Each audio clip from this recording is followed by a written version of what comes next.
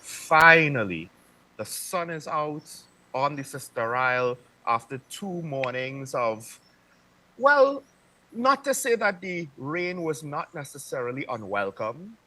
And to some extent, I appreciated working in the shade. Rhetorically speaking, I'm still in the shade on a literal sense, but it the last 2 days into this morning reminds me, well, informs me of a quote: never give up. Today is hard, tomorrow will be worse, and the day after tomorrow will be sunshine. And I do wonder if the timing that Talking Points Tobago excursion experience might be an indicator of what we should be looking for or looking forward to, or the path that we might need to take if we actually are serious about solving our long-term issues. Because it's not going to be fixed overnight. And in fact, depending on the situation, as our budgetary situation causes things to get tighter, causes our available resources to become more and more limited, meaning that we might have to take some bitter pills, some bitter medicine. And that's where it could get darker before it gets better. And therein lies the age-old management decision. You could have it in private business or in a society. Do you sacrifice long-term gain for short-term comfort, or short-term comfort for long-term gain? And I would argue in TNT, we sacrifice more of the long-term because we are not always willing to give up what we perceive we are entitled to in the short run. So, Sean Michael Small here, once again coming from the Sister Isle. Talking Point is at Sandy Point. Happy to still be able to be with you this morning in order to provide you with the commentary needed on a whole host of important questions. And of course, there are some topics which I have refrained from speaking on in depth. Gonna wade into just a little bit. One of the unfortunate circumstances is we have to be careful. Well, maybe not unfortunate, but consideration to wait on pertinent information and to not go off premature is always something that we in the media should have. I know there's not always the same case for those of you out there. Y'all could rush to your opinions if y'all want to, but that whole refinery situation now, it's moving ahead, and there are more questions, and we'll get into that and more with today's Daily Review.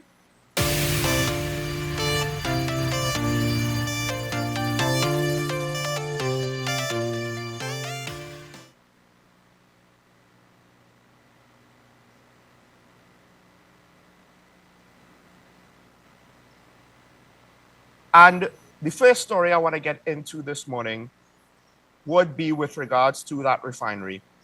And of course, we mentioned it yesterday. Some of the callers called in. In fact, I think before, wanting to find out why is it that we didn't talk about it. Why bash the other party? What about what the PNM is doing, the government is doing here?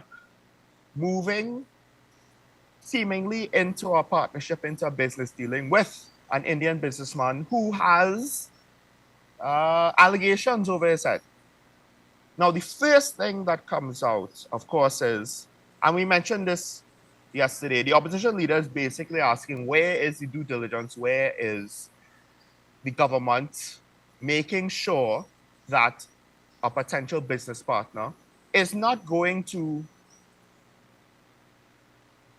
have anything hanging over their head that could then potentially affect us? Because at the end of the day, you go into business with someone, you have to have a certain amount of trust for them. So when you see red flags like potential illegal activity, these sort of things, they're pertinent questions. Now, the flip side of that is, and this was brought up by the Minister of Energy, Stuart Young, he pointed to the fact that, look, well, hold on. There are parliamentarians with cases. What are we supposed to do in that sense? Are we supposed to figure out a way to move away from them, to get rid of them? In fact, one of the speakers who I'm going to bring up, he himself has a case with regards to, I believe it is a car that was imported. Now, on talking points, to some extent, yes, if a parliamentarian has a court matter, right, a corruption case or something along the lines, even the Prime Minister's situation with his townhouse in Tobago, we will provide commentary on it with the caveat that at the end of the day, unless an authority, a legal authority, a court of law finds them guilty of something, we can't speak about it as though it is 100% true. We could mention it. Some people might believe it. We could say, we could try to gauge how much of the population believes it to be true. We could even potentially, depending on how reasonable it is, say whether or not we think this is likely or unlikely. But we can't say, unless we have smoking gun evidence on our laps, in which case then one could argue we need to give that to the courts. We can't say absolutes, whether they're innocent or guilty 100% with any degree of authority. And therein lies the conundrum in this situation. Because on one hand, the individual involved has cases. And like TNT, apparently these cases are taking a long time to settle. The flip side is, he is continuing to operate in his society relatively normally. Now, at the end of the day, I do agree with the opposition leader that this is a bad look. Because to enter into something not knowing such pertinent information, yes, he might not be convicted of anything yet, but the potential still needs to be assessed.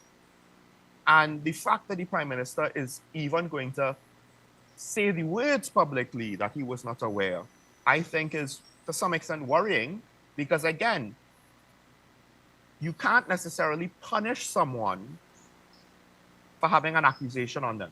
But the flip side is how reasonable it is to completely ignore it. And that's the implication of the Prime Minister's words. Now, and of course, this all has to do with the refinery. This Indian businessman, at the end of the day, Naveen Jindal, is a potential buyer, one of a short list, but one of a short list of buyers that have been going through the process over a period of time.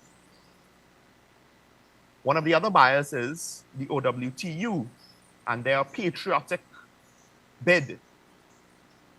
Now, Ansel Roger, head of the OWTU, is making allegations that this whole process might actually contravene the Procurement Act, which is an interesting point to raise. To what extent did the offer coming from Mr. Jindal go through the proper channels of procurement? But then again, we could also ask to what extent is the procurement legislation fully activated, fully on board? Because on a technical level, the government might have wiggle room to pull fast ones on us, because we have shared concerns before that the procurement legislation is potentially toothless. Now, I can understand Mr. Roger's frustration, but he's accusing the Prime Minister of bias. The flip side is, to some extent, it's not as though Mr. Roger did not have enough time to be given consideration. So the question is whether or not it was just smoke and mirrors, and they went through the motions with the intentions to deny the OWTU's patriotic bid or not. And that's difficult to say without any direct evidence, because to infer that intent, given the details that we do know, the fact that the refinery was used as collateral in the loan financing for the severance packages to help facilitate Petrotrin's restructuring. And I do believe that, at least in one instance, the patriotic bid did not have enough financing, because the government, which I don't necessarily agree with this part of it, the government wants whoever to take on the refinery to also, to some extent, take on the debt on the refinery, that the refinery is basically the asset in holding for. which means that they want the potential buyer to, as far as I've read, take on the debt that they had to take on in order to restructure Petrogen, in order to pay off severance to however many workers no longer working in that essentially defunct entity, which has been broken up into various components to operate separately, at least to some extent. So I actually didn't think that the patriotic bid financially met the criteria, all the while thinking the criteria is questionable on whether or not the debt should be included in the deal.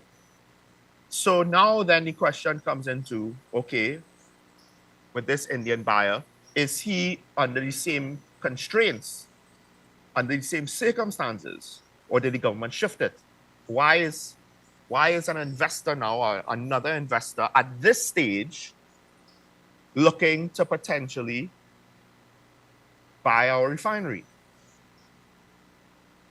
Now, the Prime Minister also went on to mention that, look, the OWTU, when they have their own refinery, they could dictate how it's being run. And to some extent, I can't disregard that basic concept. Patriotic had its chance. It needs to provide evidence to show that it was treated unfairly, because timeline-wise, they had the first, second, maybe even third bite of the apple, and they didn't get through. And like I said, from what we understand on the economics of the situation, their bid did not necessarily meet all the criteria. They attempted to get more, to secure more investors or loan financing, but it didn't seem to happen. So now the question is, again, what will be the terms of any purchases moving forward? Now, the economics of the situation might have changed, or the situation with Mr. Jindal might be that he could afford things that the OWTU's bid can't afford. He's potentially a bigger businessman with more financial resources. So we've reached a point now where at the end of the day, we also have to ask ourselves as a society, look, do we want this thing done or not? Because if we want to go through the process of checking on procurement, and it'll probably have to be a court matter, because unfortunately, governments, I can't necessarily speak directly to other governments, other administrations of TNT, but governments, I think it's fair to say, will use wiggle room. So if we have any suspicion of wrongdoing in this situation, it might be a lengthy process to rectify it, and to some extent, do we want to go through that process? I think, given the state of our economy, that's a fair question to ask, because, again, I don't think there's enough actual specific information, detailed information, to prove that the government was against the patriotic bid. Now, it's easy to assume that they didn't like the OWTU and didn't want to go through with the deal. But unfortunately, at this point, for something like this is not just a little bubble we're talking about. This is a big deal, literally. I don't think we could reasonably make assumptions like that. This is not just a he said, she said about who having a little spat about what happened with regards to some bacchanal going on in public. This is potentially trying to get the refinery restarted. And then, as a side note, one of the things that the opposition leader brought up is, well, you need a supply of oil for this refinery to make sense. But energy experts in one daily newspaper already came out and said, look, that should not be a problem at the end of the day. And I'm willing to bet that they're probably right. And it doesn't necessarily have to be Venezuelan oil.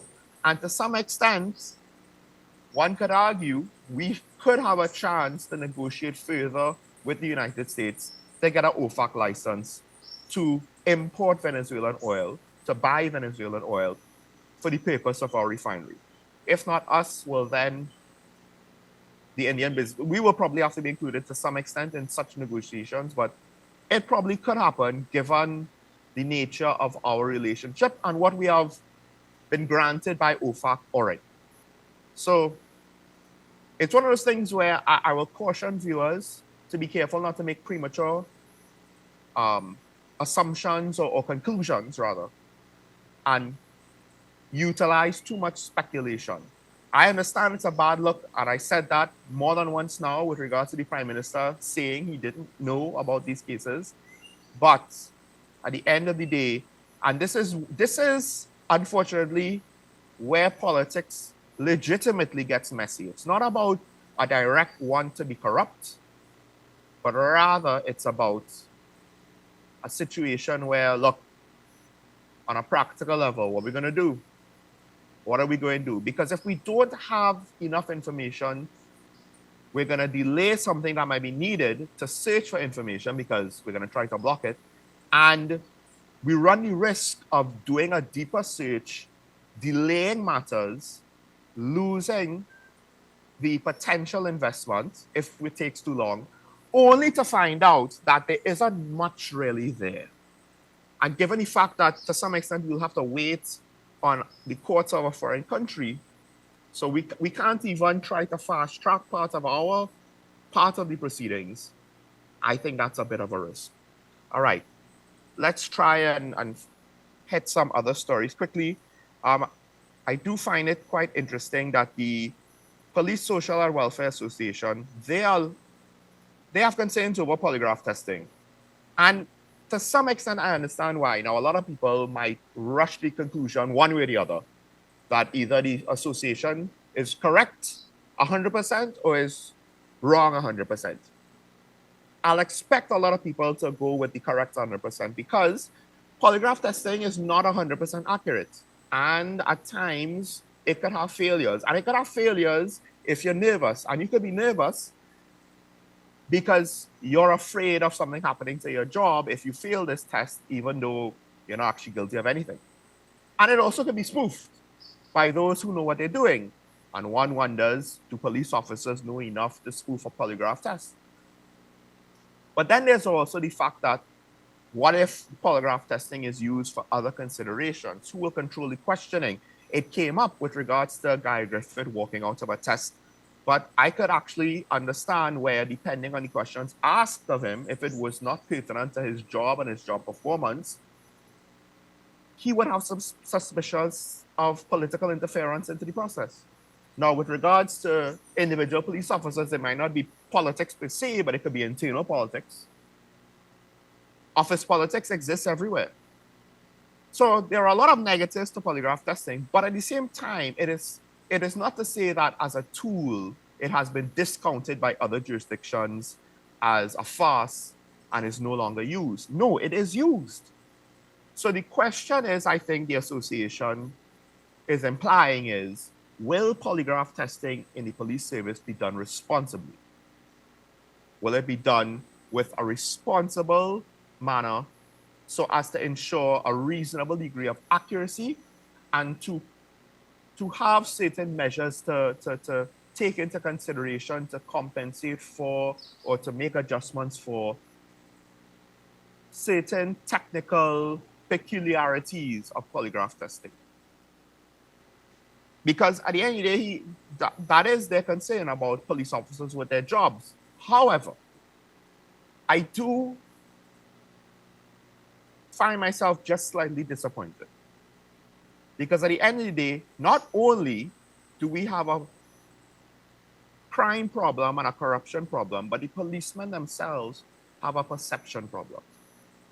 And to some extent, willingly submitting yourself to polygraph testing will provide you a certain legitimacy, because now you have proof, whether it's 100% accurate or not. With the best that we could determine, there are indicators that, okay, these officers are clean. So again, it's not just how it's implemented, but also the procedures around it. What types of investigation, what types of results will trigger an internal investigation into criminality, into wrongdoing? What types of results will trigger suspension? What types of results will trigger disciplinary action beyond that? Will they be informally used against police officers in their promotion determinations? Because that's also something that can happen. Despite we're not going to discipline you, but informally, we don't like this test, you're not going to get promoted anymore. All of these things, it's difficult to give the police service the benefit of the doubt, given the fact that they have court matters over promotions, mistakenly or otherwise, given. And that alone, if they can't get their administration in order, the actual bureaucracy of the police can't be in order, then to some extent, the utilization of polygraph testing, it's not as straightforward as we think. But even with that said, I still think it's needed. All right, let's take a break and we will welcome the good lady. She is in studio today to have a conversation with me from Tobago. Sean Michael Small. We'll be right back after this.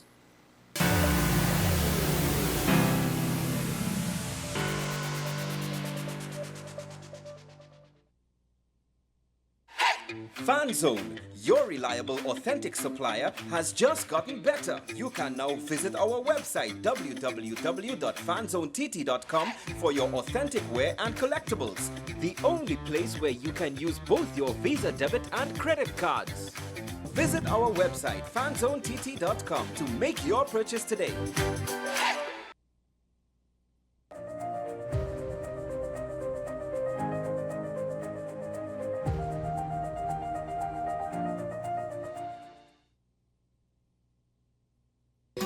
Take some time for yourself or spend some time with the family at Sandy Point Village Hotel.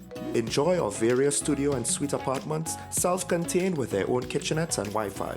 We also have our famous 100-foot swimming pool and our beachfront restaurant, the Steak and Lobster Grill. And our location in Crown Point puts us near the center of activity from the nylon pool to the local nightlife. Call us and make your reservations at 639-8533, 389-2378 or email us at sandypointvillagehotel@gmail.com.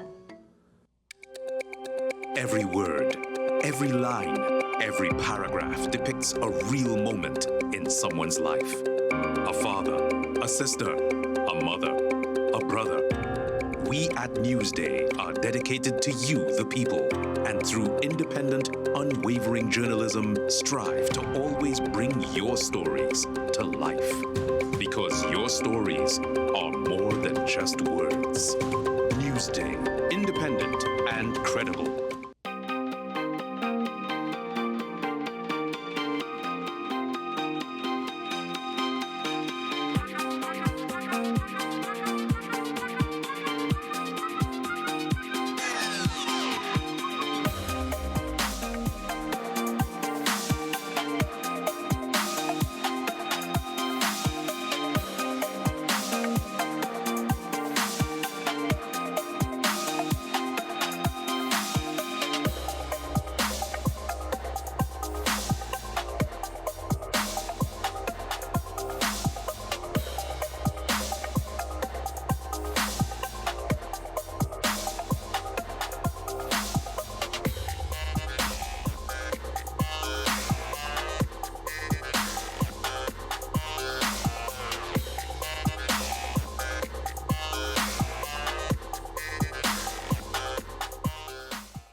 Coming soon to WESN. Pastor J, I want to get a tattoo. You really respond to me. Respond to me how you would respond to me. The first question I'll ask is why? Controversial taboo topics. We get so consumed by church, we forget that we have to live the life of being a Christian outside of the Sunday. Like you say, services. we think going to a service makes us a Christian. Exactly. Yeah. Right. So here we are about to hear the second time Pastor J wanted to take a tattoo. Would have been late last year and early this year. Oh gosh. Hope Unfiltered podcast with Pastor J and Ren. Coming soon to WESN. This is Face of Sports, WESN Content Capital. How you felt about the kiss on the lip? That's the business. I'm nothing to do with that. I find that was distasteful. The national senior team, whether you like it or not, that is the model for all other teams to follow. I'm assuming that the regional requirement may be a much stricter requirement. This is not about Pro League and Super League. This is a league run by the Normalization Committee that I'm responsible for. Nobody expected FIFA to fund this arrangement. If we don't get a professional attitude towards this, we are doomed for failure. You break the balance, trip the leg, control the body. They ain't gonna stand put Why you forever. want the Chiefs to lose so? Why you want the Chiefs to lose so? They already have 2. Lamar don't Why? have. You're jealous because you know the Chiefs getting closer to the Patriots. Let's go to the last part No, of this game. no. Let's go to the last part.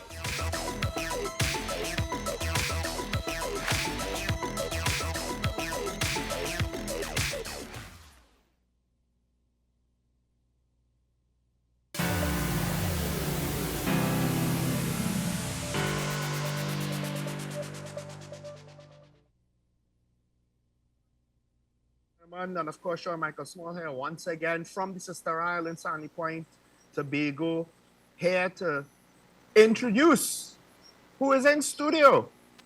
The good lady herself. Unfortunately, I know, Karen, that everyone would like to be in Tobago with me, but you know, some of us have to be the trooper, and I thank you for that, Karen.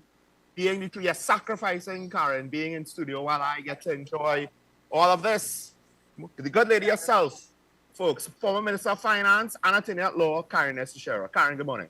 Good morning to you. I'm so sorry for you, Sean. I mean, poor you. Look at the setting. I mean, compared to mine, but it's okay. We understand. Actually, this is the first morning with sunshine, Karen. There was rain. Don't worry, we don't need to hear any excuses. Right? But anyhow, before I do start today, we know that Sean and I have this, well, I always say it anyhow, that we have a little conversation either the day or 2 days before to determine what should be the topic. So I am going to talk a little bit about the constitutional reform, which is, I think there's a national constitutional committee that is going around the country getting proposals, hearing from the public, which is a very good way to do it because the Constitution is our Constitution and it affects our lives. Before I go into what I wanted to speak to in relation to the procurement, and I just slipped, that's a Freudian slip, the constitutional reform, I'm just going to highlight a few of the items. And it's not me necessarily giving my point of view, it is just really highlighting, hopefully to members of the public, the importance of the Constitution to them. Because I do understand, I did constitutional law, faculty of law, and I found that was one of the most boring subjects. A lot of legalese, as one of my legal friends say, but he says it to say to increase their legal fees, legal mumbo jumbo. Anyway, it's sort of intimidating to many people.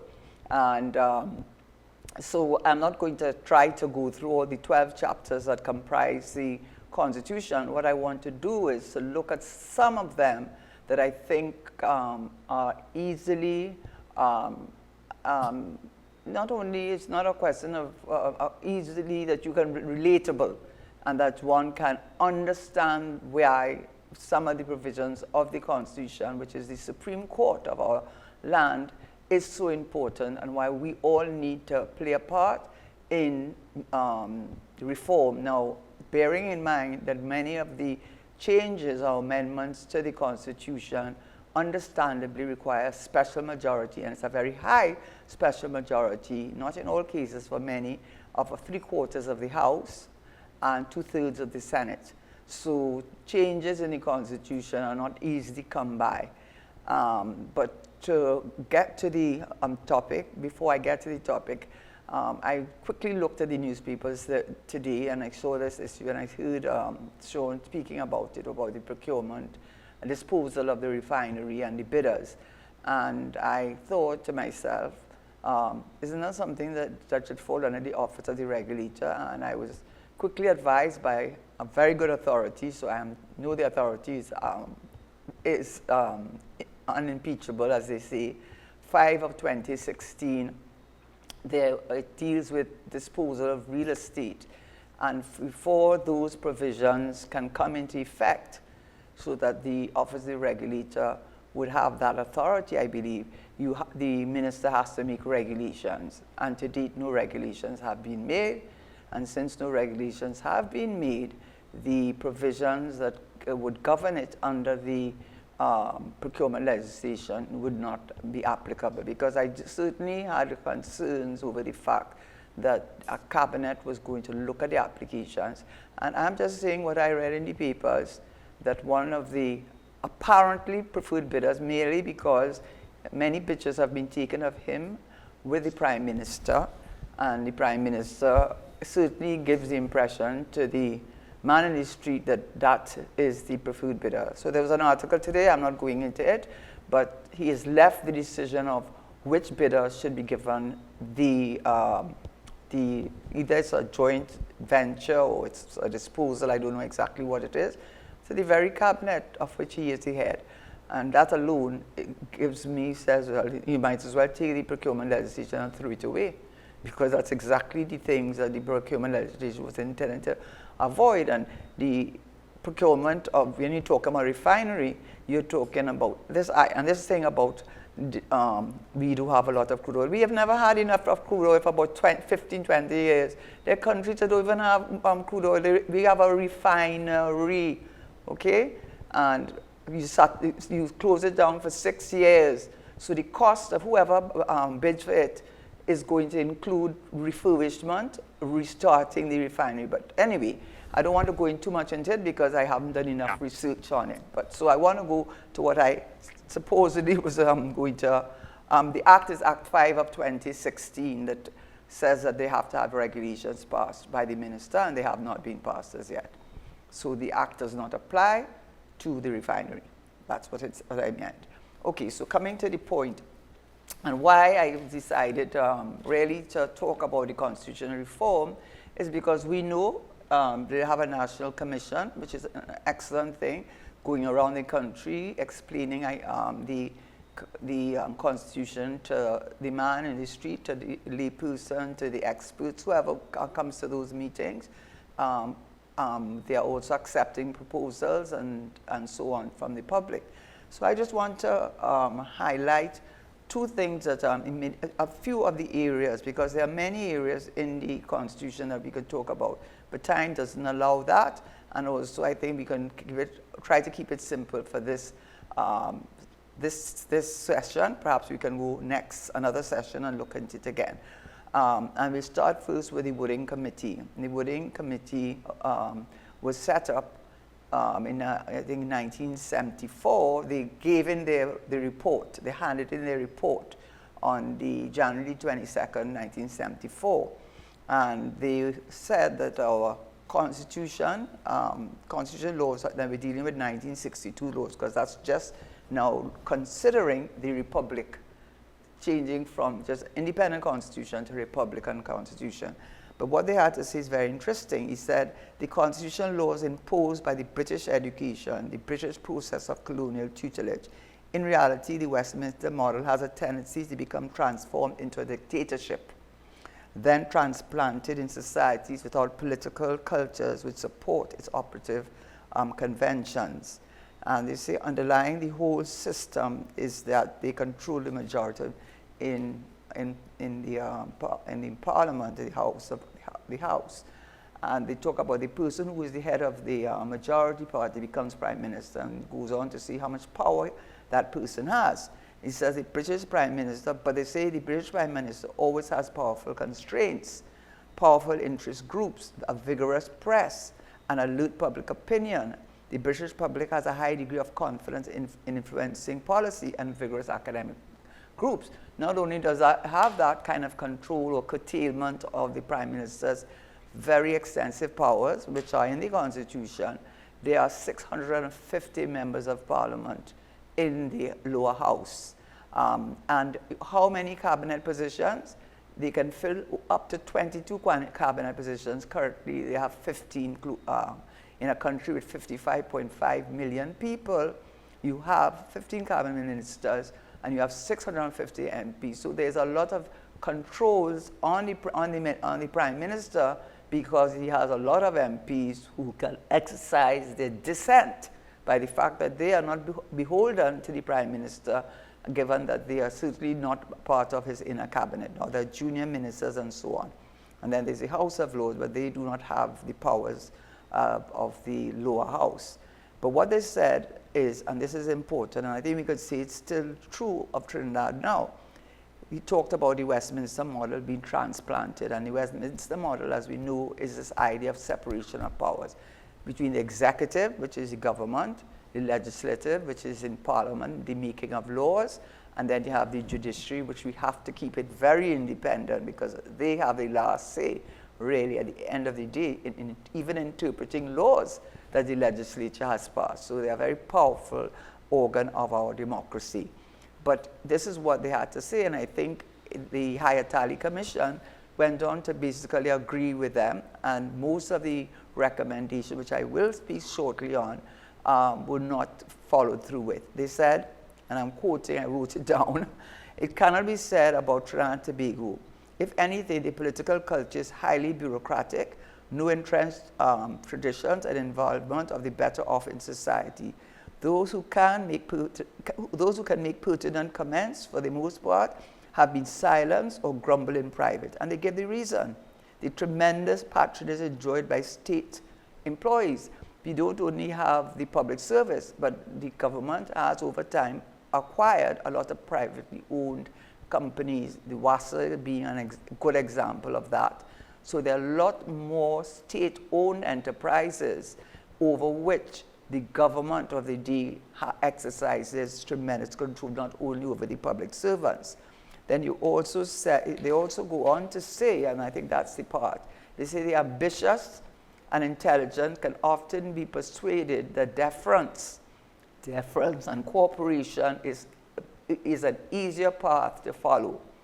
They say that the media, understandably sensitive about anything that affects their income, is hesitant to taking stance on issues affecting government and advertisers. And the last point is wide network of persons in positions of authority unwilling to criticize policies publicly. One cause is the widespread network of friendships and associations among persons in strategic positions, no anonymity in small countries, difficult to detach the who from the why. The image of civility is false and conceals what is in fact a masquerade. The result is inefficiency, incompetence, corruption, deficiencies, and a lack of a vigorous opposition. And of course, having race doesn't help the matters. So that gives you an idea of why, to a large extent, just transitioning the Westminster model to a country where the House is made up of 41 members. If you are the majority, you would need to have at least 21 of those seats.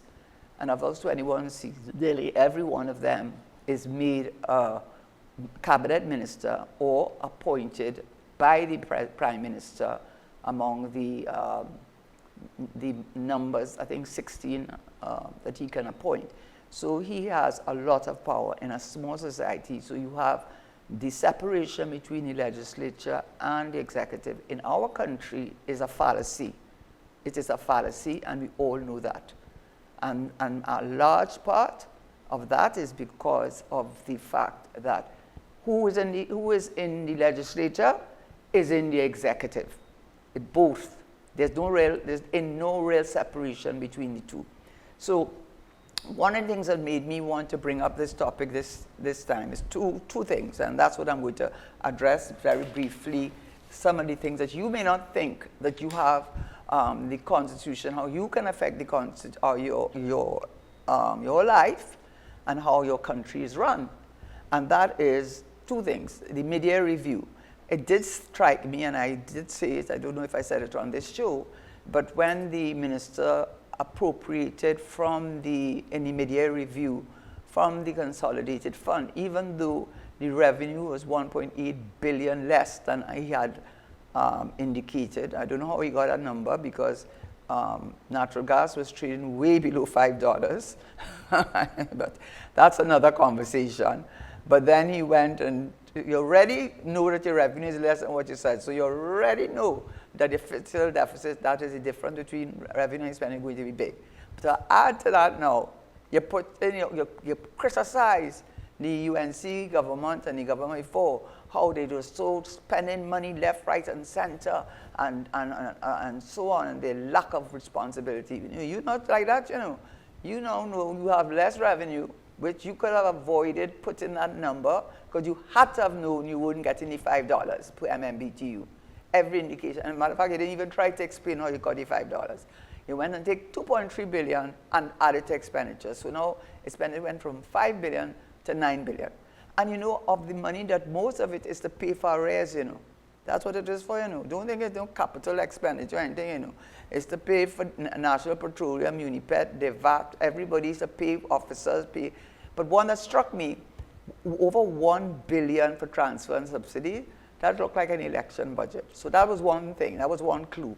And the other thing was the Prime Minister, whether, you know, and this is not right, and I would say that also about Mr. Manning. It is not right. It is not right that this one person could have in his back pocket, as we like to say, and pull out from his back pocket the date of an election, when it's strategically, for his party, a good time to nothing about the country, nothing about the interest of what is best for the country, but what is going to help your party, your political power to remain. And I'm saying it across the board. It is not right. So one of the things that has been recommended by the Constitutional Reform Committee is they have a fixed term of office. And that is done in many countries. For example, the United States. They know when the elections, every year, they could tell you what the next election is going to be in 2050. You know why? Because it's set in their legislation that the elections is every 4 years, and it will be called on the Tuesday after the first Monday in November of that year. That's why it's November the 4th. So you know, you can't go and strategize and call elections when you feel you have a bump, you're doing well, or when the other side, it looked like they're in trouble, so in their weak point, not doing it in the interest of the country, but doing it in the interest of your political power. And that's why we need to insist, like many countries, have a fixed term, date for the calling of national elections, save some emergency or something which you couldn't anticipate. So that's something the legislation can do. We could do with the Constitution, that you can do if you get constitutional reform. Time limits for prime ministers, right? And that has been implemented in Guyana. In Guyana, Mr. Jacques Dieu was the prime minister 2 terms. And it was said, I'm just reading what the articles that you read in the papers from respectable sources, said that Dr. Ishran Ali would not have been the president. I don't think there's any kind of issue with him. But they were saying that Jacques Dieu would have been, had it not been the fact that in their constitution, and you know why you want a fixed term and 2 terms? Because after a second term, you start to feel the emperor with no clothes. You feel that you can, nobody can touch you, because our prime minister in our system, which we inherited from England, which is different society, different culture, different situation, has enormous powers. He is the one who selects the ministers. He is the one that deselects ministers. But actually, if you're going in the upper house, the Senate, you're not only not an MP, right? You can't take away the MP from you. So you could lose your cabinet position and become a backbencher, which is what happened to him. And well, I'm not agreeing or disagreeing with it. I'm just saying that's what happened with him. But when you go to the upper house, the Senate, right? He appoints the senators, and they have absolutely no security of tenure. So you understand you are there, you're serving at his will. He effectively appoints the president. Yes, you talk about the electoral college. But if you already have the majority, because you won the election, and you won it because you have the majority of seats, even if all the members, that's in the opposition, everybody comes forward, all you need is a simple majority, which you're required for everyone to come. It's in the legislation. So obviously, the prime minister chooses the president. You could call it what you want. But that's what it is. That is not how it should be. Because the president, what are we doing with the president? As a matter of fact, I don't think I would want to be a president, because a lot of the criticism that she gets for appointments and so on, it's really because she has, maybe she agrees with it, I can't say yes or no, but I know the Constitution says that if the cabinet, and the head of the cabinet, the prime minister, and I don't think many people in the, they have the inner cabinet, as in all many parties, wants a person, particular person, to be the president. I don't think the rest of the cabinet are going to go against that prime minister. And so his choice is really not the choice of a president who, on paper, is the commander-in-chief, the head of government, and all those nice sweet things. But at the end of the day, she has to follow the instructions, including appointment of senior counsel. Yes, she has to do that. That's a whole different conversation. She follows his instructions. So that is a fallacy. What are we doing with our president? She's like the sovereign, you know, who's come out every year and give a talk for whatever the sovereign is, a king now. Right? That's what she amounts to. There's something that says that she can call in the Constitution, that call in the Prime Minister to, you know, to advise him on the state of the nation. But what she can do? You think she would bad talk the Prime Minister and his government? Is they then put her there or him there, right? So what we doing with our president? What we doing with our president? Just wasting a set of money. To be very honest. But this is what you want to say, Sean, in Tobago. So, I mean, there are a lot of things there to unpack. Some things where I'm not even too sure if the general public might understand the benefits for. I do find the question of limiting terms in office to be an interesting one. And ideally, in a perfect world, you would not have to do that, because it does come with some disadvantages. But the flip side is, I'm not too sure if we live in such a perfect world, and we might actually very much have a need for that sort of level of control to prevent any sort of individual monopoly on political power. And then the separation of the executive to the legislative bodies. I have been speaking about that for quite some time now, and I think it all comes back down to ensuring that no one person has too much power. Because when power is concentrated, particularly in the setting of a government, private business is different. Then all of a sudden, the whole concept of democracy starts to get a little smudged. It starts to turn a little gray.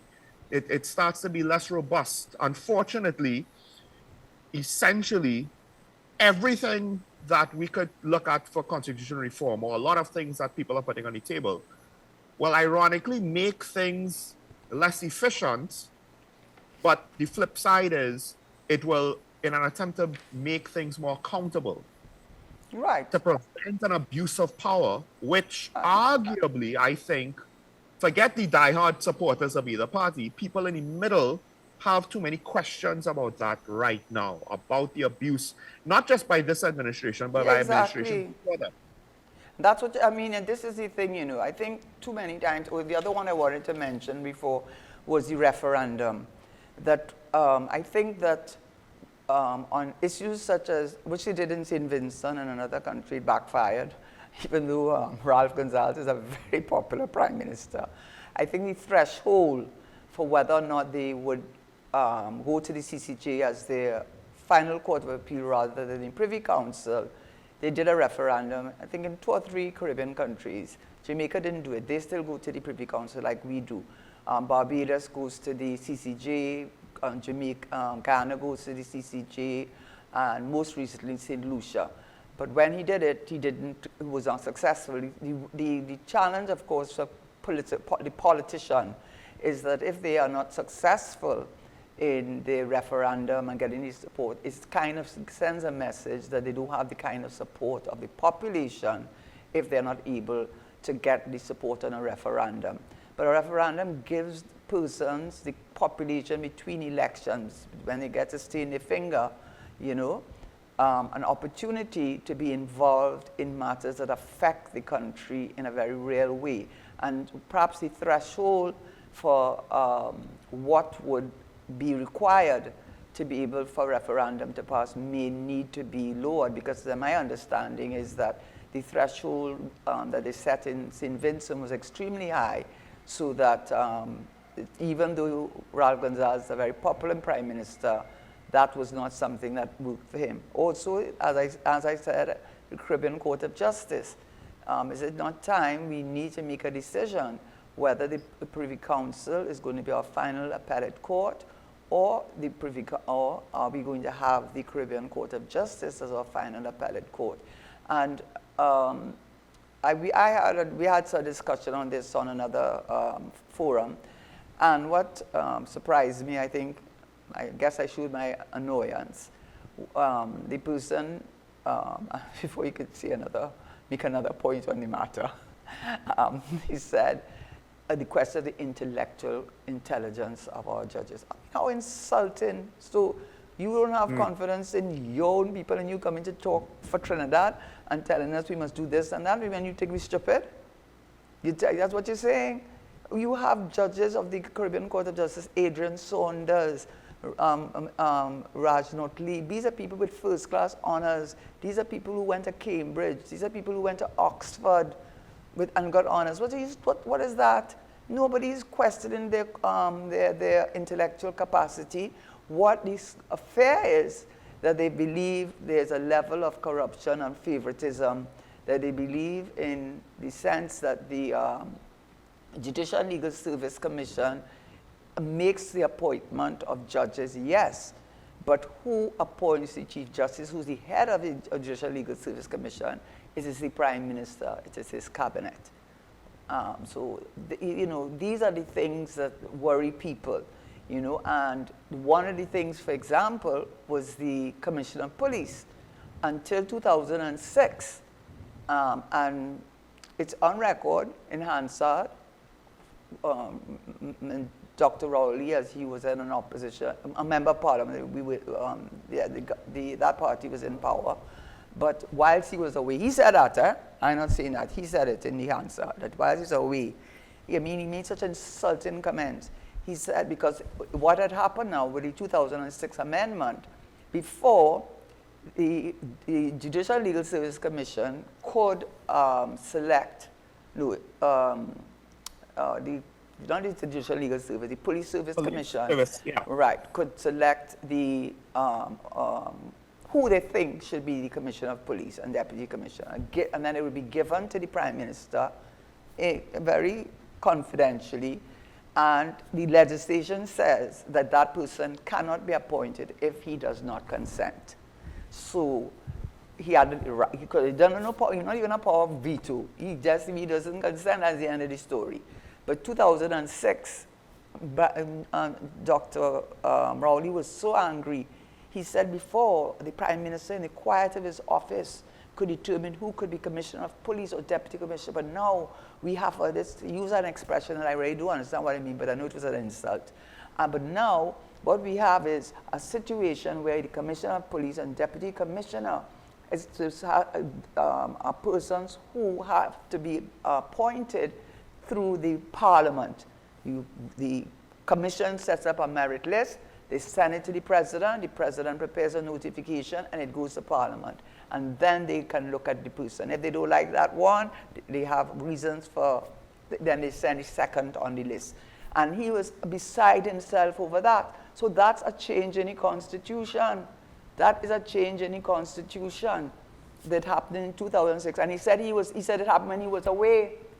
And he also said, I'm quoting him, he said that he was so angry, he was beside himself.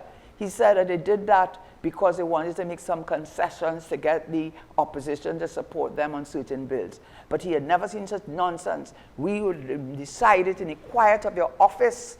You'd send you the name and you decide. You see that? But they took it away because the Commissioner of Police and Deputy Commissioner only answers to the Police Service Commission.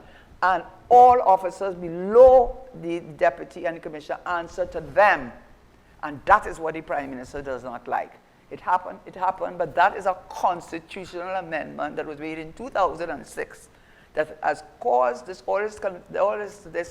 brouhaha and the anger of the Prime Minister that he cannot say who is going to be, he cannot directly say, put it that way, he cannot directly say who is going to be the Commissioner of Police. And there's a case, let me just say this, Endel Thomas, he actually taught me criminal law. And he was very famous because he took the Police Service Commission to court. And he said that it is wrong for the Prime Minister to have that kind of power because he can have his own private army and he select who he wants. They didn't say that happened there. They said that that is the risk of having a Commissioner of Police that is answerable to the Prime Minister alone. There's a long quote in the, at that time it was the House of Lords, now it's the Supreme Court, about the dangers of that. And so that's what you can do with your constitution. So very quickly, I talked about the term limits for the Prime Ministers, a fixed date for hearing for the whole of elections, and not having people on edge, which is exactly what he's doing. That's not right. You don't do that to the population, playing them games. Play that game with your family, or play that game with your cabinet, but not with the people of Trinidad and Tobago. I deal with the Caribbean Court of Justice, the issue of the referendum, and there are many more issues that I cannot get into, but I think touching on those and showing how amendments can have a major impact, you can see that we all should look at constitutional reform as we business because it affects us, affects all of us, and we must have a say in what happens to our country, a democratic republic. I think it's 9:01. I just wanted to add quickly, I think the situation with the Commissioner of Police actually is a very good example of everything that you're talking about, Karen, because the Prime Minister in the privacy of his own office, transparency is even harder there. And in fact, he's complaining about essentially what happened on a practical level was the process became further a separation of powers, essentially. Exactly. Right? It removed it from the Prime Minister directly. It now brought it to Parliament. And even then, one could argue there's still potentially room for improvement because the results of the current process still has been, to some extent, we believe, interfered with to some degree or another to the detriment of the people of Trinidad and Tobago. And it's and we're not calling names, we're not attacking anybody, we are talking about the system and the abuse of the system. Because when Mr. Manning called election in 2.5 years, I mean, all of us were taken by surprise. And I can say that I never understood, and he had promised that he would never do it, and that's the second time he did it. And I now was in cabinet, and then I really saw how terrible that is to do that. Because when you see persons supporting a leader, and that's the other thing too, but we don't have time. I wanted to talk about that probably next week with the Prime Minister issue. I would want to talk about that. Let's pause right there, Karen, and maybe you could make a comment on that, but we'll take a break now, and when we come back, of course, afterwards, we'll open the phone line. Stay tuned.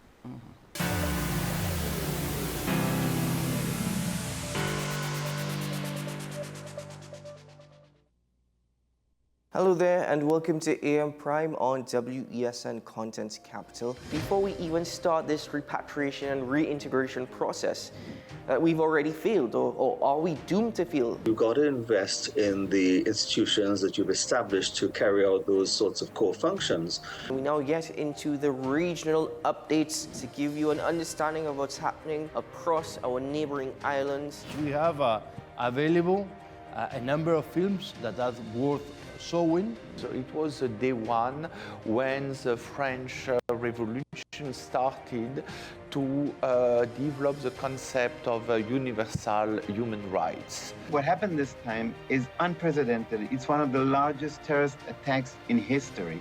Let's welcome Carl to the program. Carl is over there next in stuff. Hello, Carl. Silky anteater or pygmy anteater, and we have 2 of the 3 species of anteaters right here.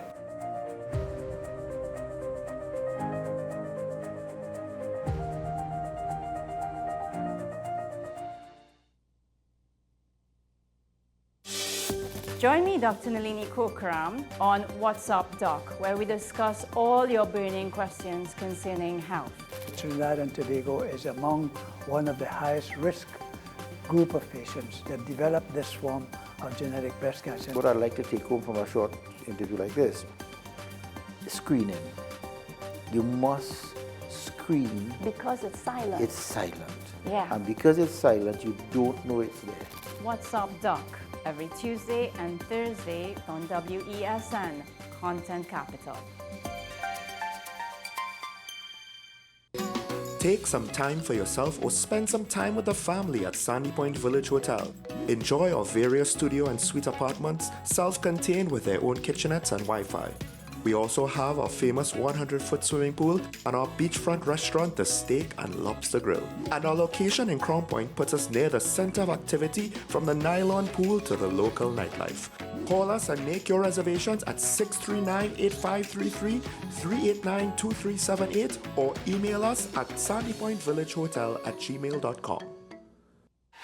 FanZone, your reliable, authentic supplier, has just gotten better. You can now visit our website www.fanzonett.com for your authentic wear and collectibles. The only place where you can use both your Visa debit and credit cards. Visit our website fanzonett.com to make your purchase today.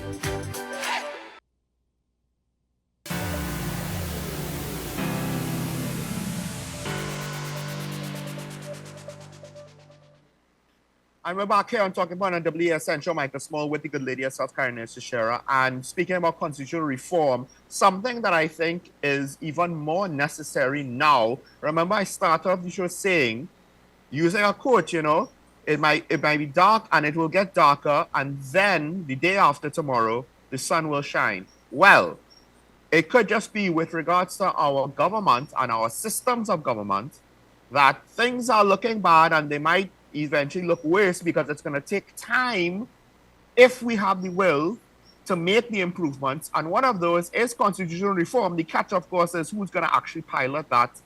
It's going to be the people that we're complaining about currently, whether it is the red or the yellow. Unless a wild card comes from behind and hopefully is more responsible, but there's no guarantees in life and in politics. So at the end of the day now, I guess it all comes back down to what extent will we be involved in the process? And I guess with regards to constitutional reform, as Karen is concerned, it's a complicated topic. It has a lot of complex language that at times seems to be unique, but it's something that we should all have a responsibility to engage with, because a lot of people complain about the state of the country, but what are we going to do about it? And this is one of the things that in the long run might be necessary. Of course, the phone lines are open. The phone number should be up on your screen. You could call in and ask me or the good lady questions on the topics we spoke about. There were other topics that I did not get a chance to hit this morning, but you could call in and maybe bring those up, bring up other topics that we have not brought up. That's all fine. Please understand, we don't have time to speak on everything every day, and there's always new news. So call in and you can have your say. But Karen, while we are potentially waiting for callers, there was something that you wanted to mention before we took the break. No, I was saying the issue with regard to the powers that the Prime Minister enjoys in our system. And, you know, the idea that, as this is what it is in England, that whoever is the leader of the party that wins the most seats in the lower house becomes the Prime Minister. The problem, I think, with that here is that the Prime Minister has extraordinary powers, and those powers really, to a large extent, the grumbling that you're talking about, the dissatisfaction that you're talking about, many people are concerned or, will not voice it in public. And the reason for that is because they're looking at their own political careers, or even not political careers, the contracts. You know, if you go against them or you're seen to be critical of the government in a public forum, you all of a sudden, our contract dries up. All of a sudden, you are no longer offered a position of chairman or sitting on a board or whatever it is that matters to people. And to reside that level of power in one person is very, and a president that really is, you know, I mean, for all intents and purposes, even when the president, with all due respect to our president, I'm not castigating our president, I'm saying just the system. It's very difficult to see the electoral college, which is, which I've already spoken about, really is the prime minister deciding who should be the president. And I think the president really should be somebody that is respected by the national community and someone who has not been involved in party politics, on any party politics, for a number of years, so that they give the impression of what you want, of independence of thought. And that simply is not the case. So you really have a pretense of a republic, but you really have, I think, are they getting in a call? Yes, we do have a call from San Fernando. So, Karen, Casita Pause. Good morning, caller. You on the air? Good morning, Sean. Good morning, Karen. Morning. You know, I listened to your discourse this morning, Sean, and you spoke about that, the refinery. Yeah. And the issue with Mr. Jindal and all of that. Now, I tend to agree with the signals that Mr. Roger is sending. And let me tell you why. When what they call them, Patriotic had their when Patriotic had put in their bid, one of the reasons why there was a rejection is because, and I think this was pivotal, the financiers of Patriotic wanted the government, and Patriotic, by the way, wanted the government to release the refinery to be free and incumbent, because that refinery through TPHL has a hold, is part of the guarantee for the loans, those two loans, and the state was not willing to do that. So why would I put my money to finance something, and if it is that the things goes out to the government, those people who can come and take that asset that I have paid them for, and that's the problem. So I understand Mr. Roger's position, and I'm just waiting to see if whoever comes at that refinery, whoever, not necessarily Mr. Jindal, if it is that the state is going to release that refinery and take up the responsibility of the guarantor on the state and release that refinery. And Mr. Roger and they are just sitting and waiting to see if that happens, and they're going to stop it because they have every right to. And one other thing I want to say, Sean, quickly. Karen, I heard your position on you talked about the CCJ, and you talked about some of those prominent people who were there. But I'm not sure of your position, because you have, on previous occasions, you have lamented and I think part of it is part of your personal issue that you lamented the Privy Council and the decisions that were made here, and you had to end up going to the Privy Council. So so are you saying that you still prefer the Privy Council than the CCJ as our final appellate court rather than the Privy Council? I just wanted to clear that up for me. Understandably, because I myself have gone from one side to the next on that. When I had started commenting, I think what I was focusing on is that an individual gave us a reason why we should not abandon the Privy Council because of the lack of intellectual capacity of our judges. It's such an insulting thing to say.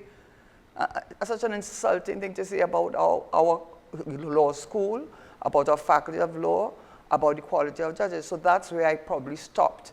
But the issue again is, you are right, the person also did acknowledge corruption. There's a perception that when because there have been so many cases, and these are cases, I think, not private cases like my own. My own, I wanted it done because I wanted to shut up the other side. I said, okay, let me see which friend I had in the court that helped me out. You can't say that there.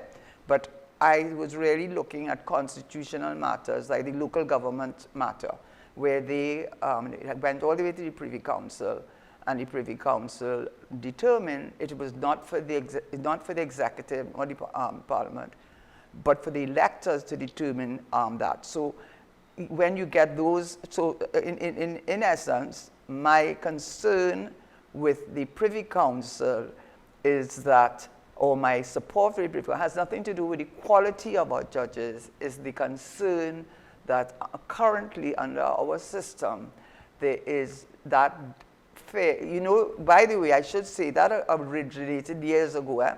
We call it judge hopping, looking for a judge you think that will give you your judgment you want. Yeah. So that's the concern about abolishing the Privy Council.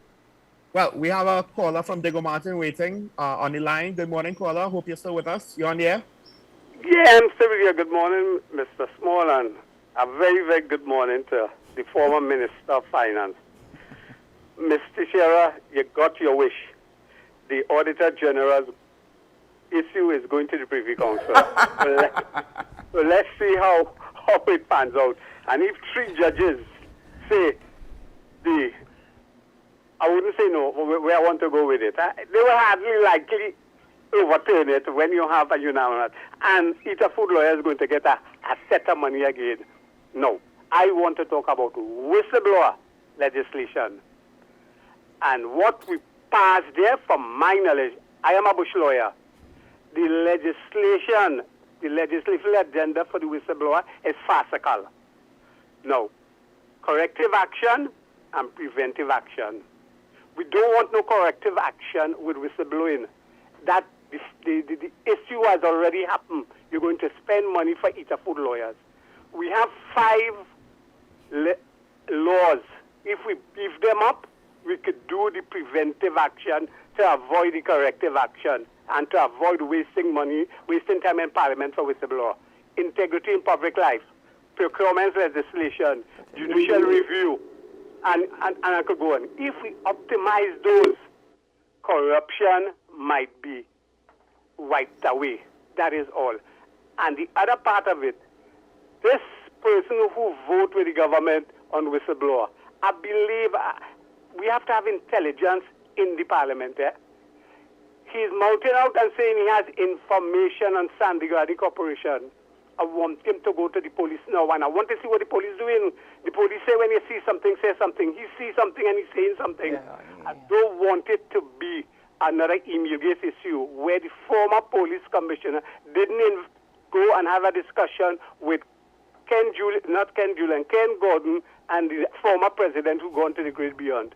If they had done that, we might have had a different thing. When people start to do those utterances and say they have it, let me close it out now. Let you get it away. We have more serious thing to do. I'll go and have a nice one. Okay, I want to just say one thing. You just gave me the reason why I want the Privy Council. Good morning, caller. You're on the air. Caller, good morning. Hello? I'm not sure if we have a call. But call back. I was only just saying, that's why I'm conflicted about the Privy Council. That's why. Because I feel if it goes to the Privy Council, we'll get the correct judgment. With regards to which issue? No, the first one with the matter going to the Privy Council. I wanted to go to the Privy Council. I don't know what the outcome will be, but I know I will have confidence in the decision. Is the Auditor General situation? Yeah, the Auditor General, yes, I will have it. I will have that confidence. And the second thing is, listen, all those acts you're talking about, they mean nothing when they are not implemented or utilized as they should. And that is the problem in this country. There's too much corruption in this country. So passing laws to fool the public that they're doing something, or IMF or Standard and Poor's, whoever else they're trying to fool. But when it comes to where the results, I hope Shokonas come back, you know. Well, I found it curious because with regards to the local government elections ruling, that was an example you gave about how the Privy Council had to backstop and change they had to disagree with the local judges. But with the Auditor General, the Court of Appeal, they actually disagreed with the judge. Yeah. So I'm glad, but he will give, but you see, when the court of, but because judicial review, everyone knows the threshold is very, very low. Yeah. Everybody knows it is very low. But so, we do have Shokonas, but I will just say this, no caller. You have Shokonas? Yes, the initial judge could be an example of some of the things we might be afraid of, and I'll just leave it there. Shokonas on the line. Good morning, caller. You're on here. Good morning, ladies and gentlemen. Morning. We have been talking about the parliamentary system again, and we criticize an individual for not doing the party line. Yes. Now, as far as I know, the position, formal position, is on conscience. It is only if the whips are called out, then you're required to form party line. And then if you don't, well, then you can expel from the party, not from government, that interfere with that. And I think that's the problem. That's just my view. My second point, I question the reasons for that decision. I think, unfortunately, you're saying two in the party line, about two in the party line and in cabinet. There are many things that, decisions that we made in cabinet that I didn't agree with, that even affected my ministry, that I vehemently disagreed with. But when the party take a position, even when Dr. Rowley was a backbencher with the property tax, as upset as he was and whatever he said, at the end of the day when it came to voting, he understood the discipline of the party once you're in cabinet. So you doing something like that. I understand that. All I am saying is when you call out the whips, that is all I say. So if the government want to have the way, they just call out the whips. That is how I understood the Westminster system. Anyway, I may be wrong. But I wouldn't want him in either party. That's what I would say. You had another point, Professor? Yes. My other point, I don't know if I heard Karen right, but did she say that our constitution, our system of government contravenes the doctrine of the separation of powers? No, I didn't say that. Oh, what no I problem. said is transplanting Westminster model of separation of powers. And I didn't say it was a voting committee that said it, actually. And I agree with what they said. And the High Committee said it, and I agree with what it said. In our culture, in the fact of the reasons that I gave, the separation between the legislative and executive is farcical. It does not exist. The real separation we have is an independent judiciary. And when there are concerns about the independence of your judiciary, then you have to have concerns about the democracy of your country. Oh, what evidence we have of that? Is a separation of the powers and not the separation of the individual. You know, the separation, why it is that I've said that, and I don't know if you have a caller, I don't want to go on about it, but the reason I said that is because in Trinidad, and this is what the commission, Wooding Commission, headed by Sir Hugh Wooding, and Michael de Labastide was among the members, very persons who would be highly respected for their knowledge. And what they said is that in England, where you have a certain culture, you have a very population that is very involved. You have as a level of vigilance, as you've seen going on right now with the Hamas thing. Those people marching, they marching with with the orange thing. What? The orange on Stonehenge in England, right? Those people not making joke. They go to the streets When the last time anybody... So what they're trying to say is that there's not enough members of the legislature to separate it from the executive, because most of the members of the legislature are members of the executive. So the persons who pass any law are enforcing the law, and that goes against the separation of power, and that is because the numbers are so low in our parliament, unlike United Kingdom. That was what I said. You don't have to agree with me. I'm just Professor, I'm sorry, but we're gonna have to end your contribution here because we have another caller that's been waiting for a while. But I'll also maybe comment on it if we have time. Mova, however, is on the line waiting. Good morning, Mova. You on here? Good morning, folks. Morning. Karen, you said something just now there that I so much agree with. You said there's too much corruption in this country, and I agree. But you know, there's something that people keep saying that bothers me. No one seems to want to say publicly when and where did the corruption start. Corruption started in this country since in the 60s. Right? Now, Sean, I want you to answer this question.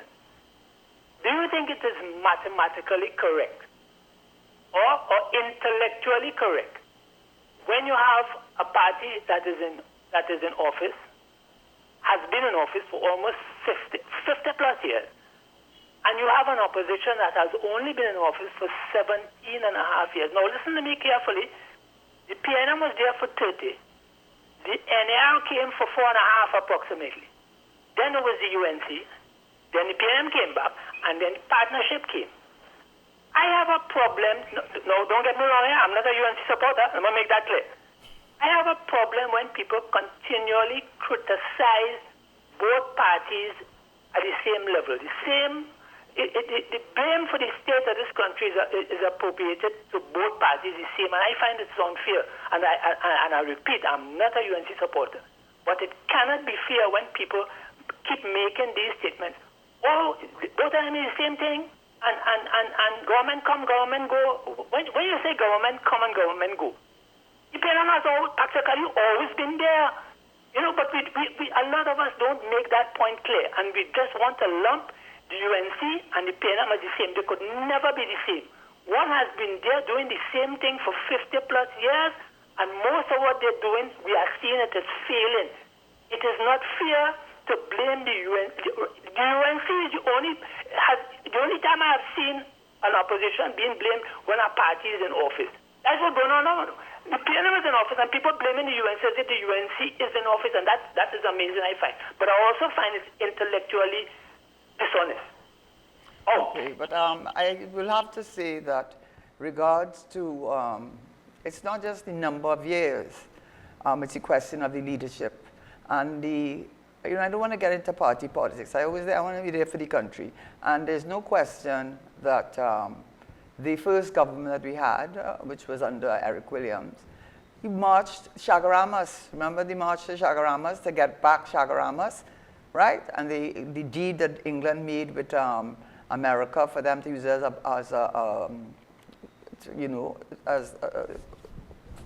for their own, and during World War II, as a military base. Somebody telling me in my ear. Yes, we have. So what I want to say is that we have to look at the government as the government, and they had 10 years, and if the leadership really wanted to make changes, look at the last example I gave you with the land, real estate. Why hasn't he passed why? Somebody's on the line, okay. All right, yes. Santa Cruz on the line. Good morning, caller. You on the air? Yes. Caller? Yes, Hi, you on the air? Yes, hello, good morning. Morning. Yes. First thing is, with regards to Ancillary, Ancillary to me is the worst union leader ever passed through Trinidad. Let me give you one example. The OIP workers to the union we started building oil rigs. The very first one we were very successful. In the second one we were halfway on. The union and Sir Roger had some negotiation that went a bit sour. And Sir Roger, the certain problem was take your rig and go. That is what Sir Roger said I know you're talking about. to the builders. And Trinidad and Tobago applied. That's the issue with the building the rig, and they went and they took it and they went and built it abroad and brought it back. Down in south in Labrie. Yeah, but okay, thank you, caller. But and you want to make, because it's 9:30, you said you wanted to make a comment. I could comment on the issue with the petroleum, with the sale of the petrotrim, what they call it, to patriots. The fact of the matter is that the reason why they can't sell it, and they could if they wanted to, because the Minister of Finance has gone on record, it was a 650 million bullet that was came due, bond bullet, and he said they could have rearranged it and restructured it. So they could have saved it if they wanted, but the problem was that the persons who were lending the money would not separate the refinery from Paria and Heritage, so that if the refinery went under, they would recoup their losses both from Paria and Heritage, because it's Trinidad and Tobago Petroleum Holdings Limited. And they knew that all the while they were saying, they knew that from the year before, right? Because I saw the agreement. And they knew that and continued to say, our Prime Minister, on the eve of the national election down south in one of the schools, Destiny or one of them, and what wrong with them? Are ready to sign, are ready to sign. All that time he knows that they would not have signed because of the conditions of the bond, as well as the fact that they could have, if they wanted to, restructure the bond. And you don't have to have the oil, all you have to be able to refine. That is why Labrie Pitch Lake is a waste of time and we have so much potholes, by the way. Same thing, maybe I didn't make it clear. Yes, where it will be unfair is if other potential buyers don't have the same conditions on the sale that Patriotic did. But we need to kind of see how this plays out. Or get. I don't believe any comment has been made to imply as such. Maybe I'm wrong. That this Indian businessman somehow will get different treatment. Will not have to deal with the debt that is attached to the refinery. And the bondholders' terms that they are not separating the refinery from Paria and Heritage. If one goes down, all has to pay. Which I think is why they basically have a requirement of the sale that the loan basically has to be paid off. That it has to be paid off one time. And that's what's and then you also have to have the money to restructure and rebuild, which you sat it down for 6 years and let it mothball. Now, to the last call, not the last caller, but the caller from Move On. The reason that the opposition is being criticized, particularly by us, is the fact that at the end of the day, and I've said this multiple times, in my opinion, PNM supporters should want to have a strong opposition, because a strong opposition will then be the whetstone that will sharpen their own party. Competition breeds excellence, whereas a lack of competition breeds complacency. And at the end of the day, we are looking at an opposition party that has been unable to take advantage of the mistakes of the current administration, which at this point, I think no one outside of diehard PNM supporters would even attempt to make a case that the mistakes have not been plenty, and in many cases have not been significant, if not severe. And the fact that the opposition cannot present itself as a clear-cut favorite for the upcoming general election. And even when Mr. Manning was voted out of office in a snap election, at a time when his popularity was probably at an all-time low, it required a coalition which then failed its re-election bid because of the strategy of focusing on the political leader of one of the parties, as opposed to focusing on the promise of the coalition. So the UNC has unfortunately done itself a disservice in opposition, and it is the very fact that they're the opposition party that can be criticized, right? You might think that it should not happen, but I'm acknowledging the fact that yes, ideally it should not happen, but it's happening, and the fact that it's happening is to show how alarming the situation is. That the UNC is not necessarily a clear-cut alternative. But Sean, to answer someone who on last week Thursday criticized you of having a particular preference, people have to understand we have to deal with whoever is the government. They're running the show.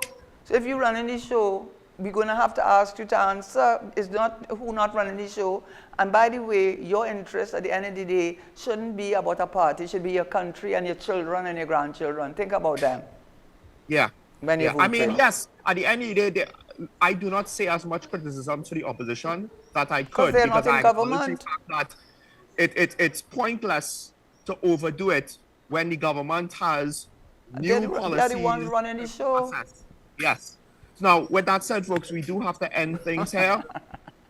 I want to thank all of our callers, even those that apparently disagree for their contributions, for those that have issues with my commentary.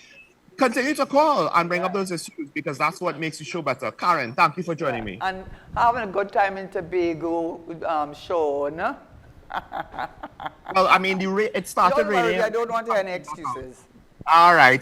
Folks, this is Talk About It on WESN. As my co-host always says, make today a good day. Be your brother's keeper. Stay safe and remember your allegiance to our twin island republic. We will see you tomorrow morning. Bye-bye.